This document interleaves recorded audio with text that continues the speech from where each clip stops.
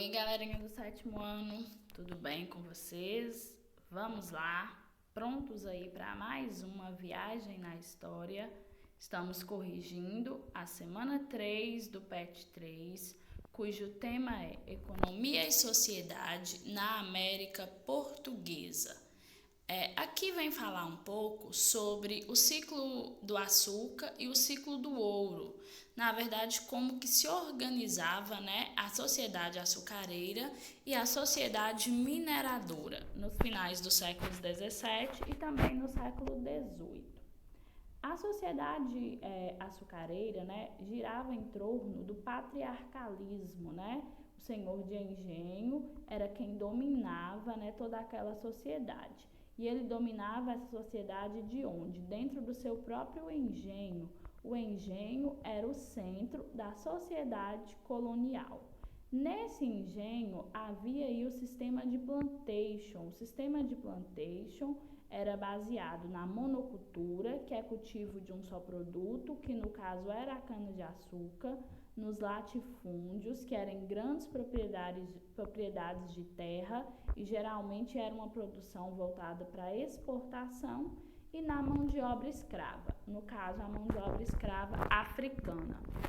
Já quando a gente analisa a sociedade mineradora no século XVIII, aí, quando foi encontrado ouro, principalmente em Minas Gerais e também no estado de Goiás, havia aí baseada realmente também no trabalho escravo, porém esse próprio trabalho escravo ele era diversificado. Tinha o escravo que trabalhava nas minas, que fazia o trabalho pesado, tinha o escravo urbano que vivia da venda, né, de quitutes, os chamados escravos de ganho, né, as negras de tabuleiro. Tinha também os escravos domésticos. Então havia aí uma hierarquia dentro do próprio grupo de escravos. Havia toda aquela elite mineradora que vivia da mineração e do comércio, e havia também os chamados desclassificados, que eram os homens livres, que não eram nem da elite, mas que também não era escravo. A coroa portuguesa, ela criou todo um sistema de fiscalização, né? Casas de fundição, estabelecimento do quinto, para poder lucrar aí com a mineração. Vamos então agora às atividades? Número 1. A economia brasileira passou por dois momentos diferentes, a açucareira e a mineradora. Apresente duas características de cada uma dessas economias. A economia açucareira era baseada no sistema de plantation, que incluía a monocultura, cultivo de um único produto, a mão de obra escrava, no caso africana, e a produção voltada para a exportação. E o centro de tudo, né, era o engenho. A economia mineradora já era mais diversificada. Tinha a existência dos homens livres, chamados de desclassificados, a elite mineradora, que era detentora de muitos escravos e que vivia aí da mineração e do comércio. Questão 2. Sobre a economia mineradora, defina os seguintes conceitos. Letra A. Quinto. Gente, o quinto era um imposto de 20% cobrado pela coroa portuguesa sobre todo o ouro encontrado nas Minas Gerais. Letra B. Ouro de aluvião.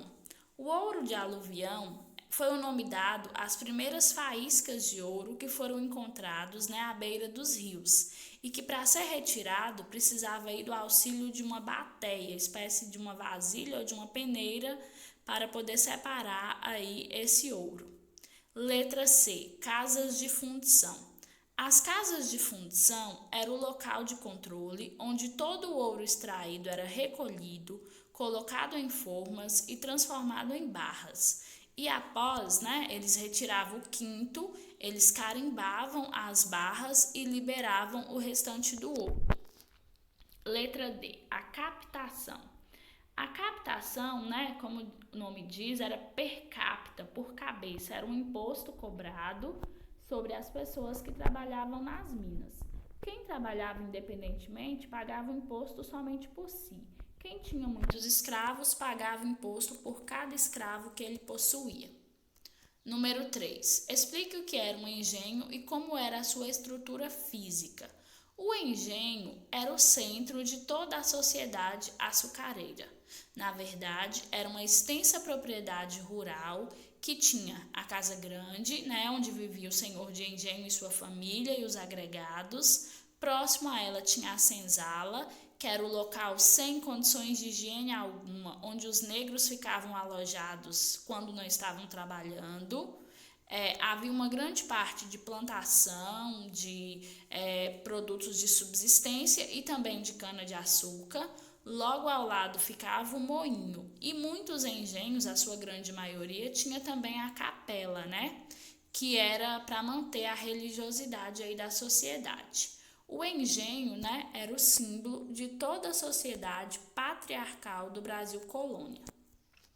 4. Com base no que você estudou sobre a sociedade colonial, analise quais características desse período ainda podem ser percebidas na sociedade brasileira atual.